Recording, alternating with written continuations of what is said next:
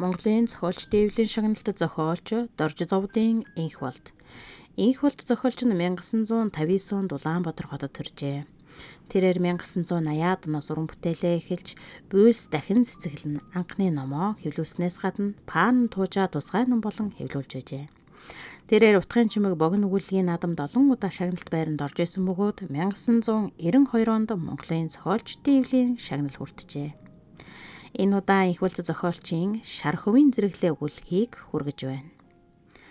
Лог шар нэг их удаанаар хэнгэнтэл амьсгал татснаа бөмбөгөнтөл гунгнав.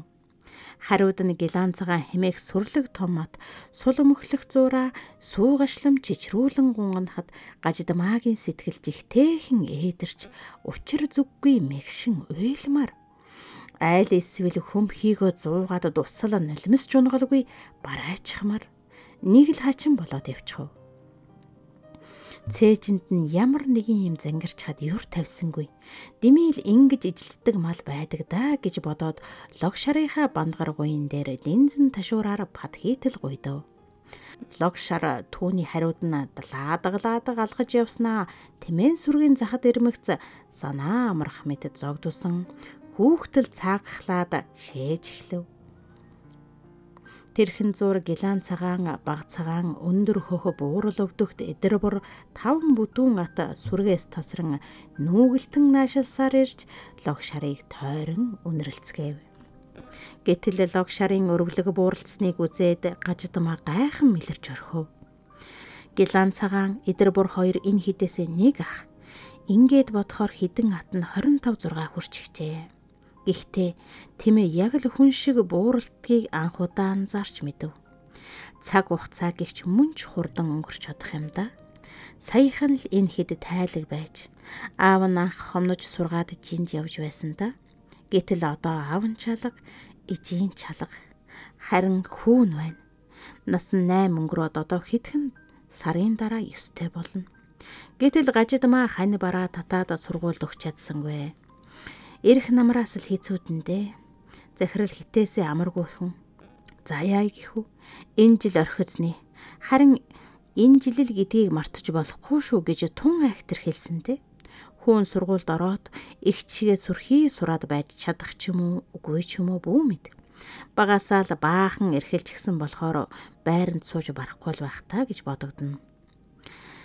За хар хүүгээ морь харж гүйцүү яагаад ч юм нэг жаахан айлгүтмаар санагдаад гаждмаа лог шардаа ингэж хэлжээ. Лог шар нь хүзүү сунган ижил хідээ үнэрлэн шээсээр л зогсно. Юр нь хідэн атны бий гэж уул бүх гэж хөгжим юм. Нэгэнтээ сумын төвд хотоос урлагийн бригад ирэхэд гаждмаа нэг хачин хөгжим үзэж байлээ. Нэг л их бүдүүн бараг эр хүнэрхүү хэлбэр төрхтэй. Тэр хөгжим үнэхээр л эр хонгор дуутай эд байсан да. Нэр нь таагүй. Контрабас гэж байгаа. Гэхдээ тийм хэлхийг нь дуулаад ангийнх нь нохид ам хамраа ханцуугаараа таглан годогнолдож паах бас бахта яах вэ гэлцэн айлгүйтсэн. Гаждмаа ч айлгүйтсэн л баг. Харин унаа морныхоо зоо хондлог ханцын удрагаараа элбэн арчих шиг хөгжмөө алгаараа элбэн байсан хөгжимчин тийм маяглахт нь ууралсангүйгээр барахгүй бусдын харц хариулан гажидмаа руу ирмэж билээ. Тэгээд л тэр хоёр бүжгэн дундуур гараад авчихсан юм да. Лог шар шээж дуусчээ. Гажидмааг цангентал хэд гуайхчууд тэмээн хумигдэж хідэн хөгшин ингэд хүчээлэн гэрийн зүг дуулууртай нараггүй алхалж гарав. Тийм цуух зургийн дундаас хідэн бүдүү атных нь бүх сумын ганжир мэт сугсалцаж харагдана. Харахад нүд дүүрээд л харахгүй л нэг хөгжим дөө. Хэдэн жилийн өмнө энэ хідэн сугсалцсан сайхан бүх юу ч үгүй шалчиж эргүүлээд гөвчгсөн ууч шиг л байж билээ. Мөн ч бэр хөвөл тохиож билээ. Гэвч гэрээ ачаад явхад хазар нүүр рүү зүү шивэх мэт час хийлгэх харж явраас сүргээ нөмрлөөд л хідэн сумын нутаг дамнан алхалж онц орцгоосон. Хідэн бие зүүтэл гунган сүжирцгээн. Сүргээсээ тасраад амихнаараа салхицчханч би. Гэхдээ л сураг тасарнаа гэж үгүй. 3 хоноод л усандаа суналзан орж ирцгээн. Харин 100 шавар шалбааг дэлгэрхтэл нэг авах нь алга болцгооно. Тийм үедээ чухал дива хүн мэд мэдэж загтал ирүүлэх адил бууж мордсон хүмбэр ямар нэгийг хэлж ирнэ. Танай хідэн ат тэнд тэгэж явнаа. Та энд ингэж явна. Тэр нь тийшээ хараад тэгээд л зогсож харагдан лээ. Гихчлэн ярина. Тийм л мал да. Гажидмаа хүүдэ яарах тул лог шараа шавдуулан ширшир алхууллаа. Тэмээн лог шарын тавир том алхаанд түрэгдэх мэт яруухан урагшлан. Харуу бүрий болоотохоор хүүн айж эхэлнэ. Ихийнхээ дэрэгдэл хэсүүрхэж өвөөгийнхөө ганцанд тамхи нэрэн таахалцахаас нэлэх амтэн чинь айлгүйч яах вэ? Одоо борцоо дэвтээж гурлаа элдэчгээд тэмээ харагдаасаа хэмээн бүртийлтэл зогсож байгаа да. Торомтой ингэндээ явхаараа тэмээн дээр унтаж ташуур гэдэг гэмтэй. Тэр гажидмаад ганц тэмцүүлдэж хөөн гэрээ харах болсон хэрэг. Гажидмаагийн аав тэр жил жингээс ирэхдээ цан гэж юмд ийм таяг хэргэлдэг юм гин. Үгүй тэр хотынхоо ёр яасан дундардаггүй сони үч савааг уус байдаг юм. Мань мэдтэй бол энэ цагирэг шиг эмийг нь аваад хайчих бол боломжийн аятайхан ташуур болмоор ичиг санагдаад. Гэсээр нэг их саваа шиг савх мод авшраад өөрөө нэг хоёрыг л барьсан баг. Ааваасаа хойш түүнийг бараанда хураагаад мартчихсан нь чухам хэрэг болж билээ. Хүүн унаа тэмээнийхээ бүхийг тэрвэрч үүрэглээд өвөө эмээ хоёрынхоо ташуурыг гээсний дараа гажидмаа гинтэм өнөөх савх модыг санаж бараагаа ухаж гаргаж өгсөнсөн. Хүүн чи ёс шиг гээсээр саяхнаас л тэр их савх мод дууссан. Намбайд л хэвэн сууж явсан сүргээс жодгонур нэрт шаринг захлан гараад сайрагнан гүөх гэхээр нь гажидмаа нэг сайн цангантал зандраад ижилтэн нийлүүлв. Тэр мөн ч жоотгондог амтанда. Ботго тормоож тоохгүй. Хөгшин залуу атанцар бууранцрал байвал дагаад сайргандаг мал. Хэмаалдач бас ийм хитрүү амтан байдаг аж. Нэрийг нь ч мөн онож өгсөн дөө. Ботго байхдаа тэгж харагдаад байсан хэрэг. Цааж байгаад нүдрүү нарахад аль нэг эрс өвтэй юм руу сүмээтэл ширтчихсэн эвлж байдаг амтан. Тийм ад дүүрэн малыг чинь юу гэх вдэ? Султай элсэн хоолой гаталсан тэмээн сүрэг нь одоо хайрга шир хийлгэн алхлана. Энэ бол замын дунд орсны тэмдэг. Гажидмаа ишти шараачлан лог шараа уй пад хийтэл гойдон шавдуулж өнчин дэрстгэгдэх хотгорыг өнгөртөл өтгөрж эхэлсэн бүрийн дундуур гэрн аяг хөмөрчихсөн мэт бараантан үзэгдэв. Гэтэл гэрийн гадаа нэг лүглгэр юм байх шиг үгүй чиг оргов. Хичээж харах тусам нүдэнд нь усгүйгээд сайн ялгарч өгсөнгүй. Гэр өөдөө ойртох тусам харуу бүрээ өтгөрч төдөлгүй гэрн үзэгдэхэ болов. Тийхүү харанхуй наашилсаар агдлан тэрэх мэт эргэн тойрон харанхуй дуусаад гагцхүү тэмээн сүргийнх нь ширхийн алхлах чимээ үлдэн хэсэг зур явтал гинэд хажууханд нь гал дүрлцэн хүүн гэрийнхээ чигийг мэдэгдэв.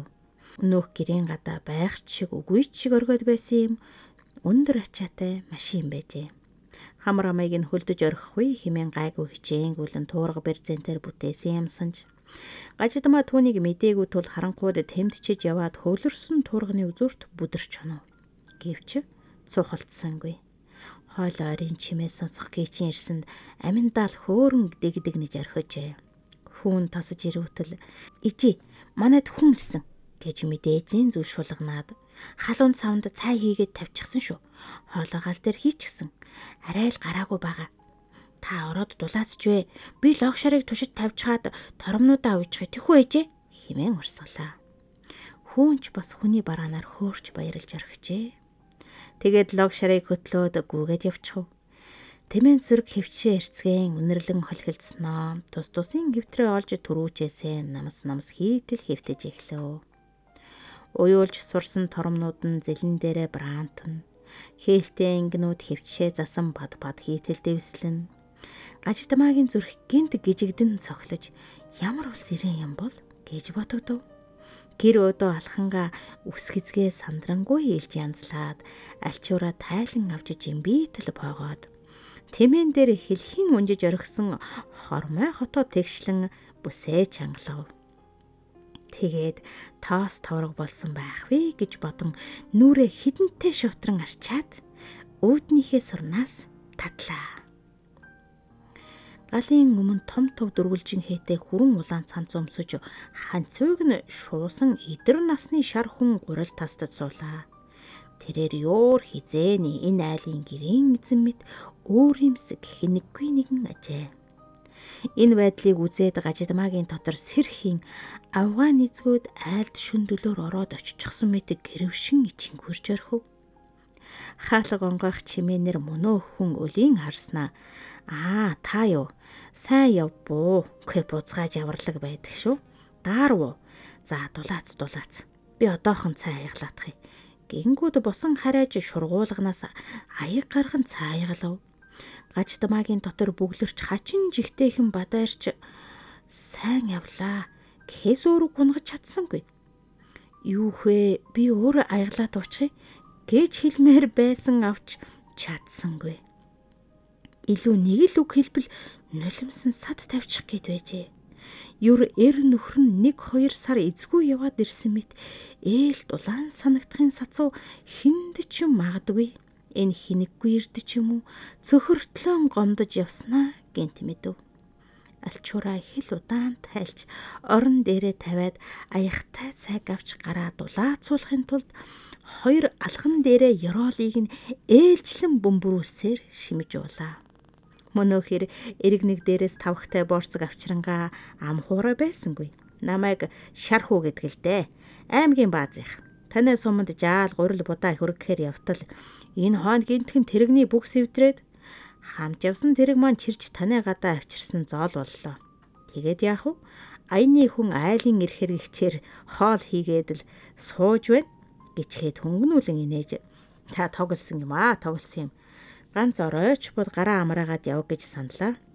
Ер нь жолооч бид чинь хоолыг муугүй хийдэг юм шүү дээ. Олон жил хээр хөдөө хоол цагаа идуулсаар явтал гарт орчихдаг юм байна. Харин танай тулах сүрхий ирэмгээс гурилыг мунж сайн зуурдаг байдаг шүү. Гээд давхарлан тавьсан гурлаа тастаж эхлэв. Гурил таслах гэж ястал жиргэж өгдөг ирээжээ. Заазуур жирс хийгээд л бүхэл дэвхэр гурил гоймон адил жиргэгдэн үлдэнэ. Гажидмаа түүнийг хараад л суумаар санагдав. Гэр нь урд уртхаасаа илүү гэлцэл болчихсон юм шиг халуу дүүгээд сайхан ч гэж юу гэв. Ястал яах гэж хэлээд унаад өгмөр санагдав. Уг нь өдийд чинь юу ингэж суухтай мантай хотон дотроо л тормоо ирээд тэмтчиж явдаг шүү дээ. Тэгээд л шүн дөлөөр орж ирмэх цүүтэйгээ гангар гунгар хийсээр хоолоо хийж лааны гэрэл сөөмөлзүүлэн хоолоо идээд хэвтэн. Гэтэл энэ орой хүү маань айж байгаа болов яаж байгаа бол гэж огт бодогдсонгүй. Тормоо уйчхаад л ороод ирнэ мэт гэж бодов. Хүний хань бараа гэдэг ийм байдаг ажээ. Манайх чинь сайхан айл байна шүү. Яагаад ч ингэж бодогдов. Дутуу ямалга хүлэн авахч, ойдлын машин, ирээн авдрууд. Тэр авдршгээ ирээлж будсан ор, дээр нь дэвссэн хэвс. Урд нь яагаад ч энэ бүхнээ нарийн сайн анзаарч хардаггүй байсан мэт санагдана. Гэрэнч нэг л цэлийж цайвар таадж байх шиг. Тэгээд тооныхоо хийг харах гэсэн шиг дээшээ үлээснэ. Хүй манайх чийтэнтэй болчихж гээд хэлчгээд өчргөө баярлан алгаа хооронд нуржээ. Хонлиатрын гэрэл оруулсан юм. Сайхан байгаа үед. Сайхан юм аа. Таныг Гажидмаа гэдэг шиг үлээ. Тийм. Хүү маань бүхнээ ярьж амжаа байлгүй дээ. Тэгсэн. Үй мод толгоогоо зуугаад бод хийтэл завлаад авах юм. Тэгээд л бид хоёр чинь хөөрүүлж алдаж байлаа шүү дээ. Сумын уурын зүхний галч намжил хар тайлгаа өгчих гээд их шалдаг болтой юм аа. Манерд үн өртгөл нэг л боломжийн бус санагдсан болтой юм. Бас даш гэдэг хүний хүү Дайраймаа гэдэг хүүхнийг гуйдагсан чинь цаад Дайраймаагийн аав ээж нь юу гэсэн юм те. Нэг л болж бүтэхгүй үг хэлээд дашийн хүүн өгсөн захидлаа буцаагаад авчихсан бололтой юм аа.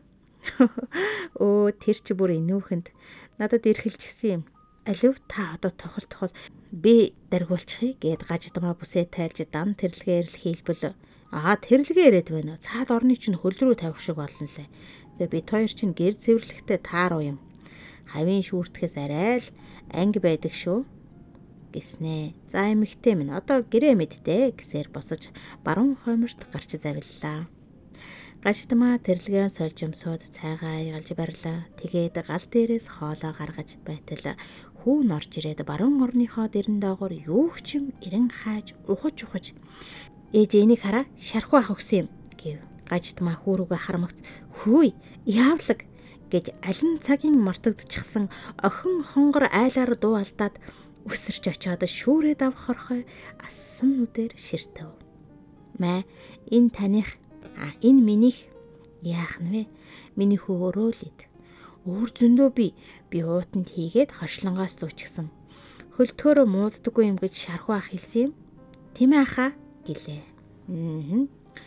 Тэр гурав их л жаргалтайгаар хөлсөө чихрүүлэн хоололцоогоод шагаа хамав. Шархуу санаатай санамсргүй алин болох нь бүүн мэд ёс шиг хожигт хажээ. Хуруугаар нь барвигаад хөрс шиг атлаа. Санд чин жижигнэж хам хум шүүрэхтэй 7-8-ыг лав. Илүү багтааж чадахгүй. Заримдаа андрагнаасаа хождож твдэхдээ мөнөх атгсан хэдийгээж савируулан алдаж их хүү хоёрыг оройжин хөгжөв. Гажидмаа сэтгэлийн угаас ингэж инээж хөхрөлгий утсан санагдана. Заримдаа нуглан суусан өвдгөн шархуугийн өвдгийг шүрхэт ч юм уу аль эсвэл шархуу сандарч твдэж самгардж явахдаа хуруу гараараа биеийг нь шүрхэт агцсхийн жирүүлцэн. Энэ тоглоомонд Гажидмаа нэг хүүн 2 удаа хожив. Гажидмаагийн залхуу гинтхэн учир таймгүй хурж хідэнтэй өвшээлгээд яах бүр ядарч орхилоо. Миний хүү одоо унтцгаая. Шархуу ахын ч ядарч байгаа. Алив ээжийн орын засаад өгье гэсэнд. Ээж одоо ганцхан тоглолцоо л да тэхүү гэж тоглоомын амтанд орсон хүүн шаллаа. Тэгтэл шархуу нэг л ээрөө зөөлөн инээмсэглэнэ. Маргааш бас нөгөөдөр тэрний цаад өдөр тоглоё. Ах нь үнэндээ ядраад байна тэхүү. Тулгаа гэж эвтэйхэн гуйсанд хөө хөөрөн баярлаж за тгий яг тоглоно шүү гэд морь харахаар гарахтаа шархууг бараадлаа.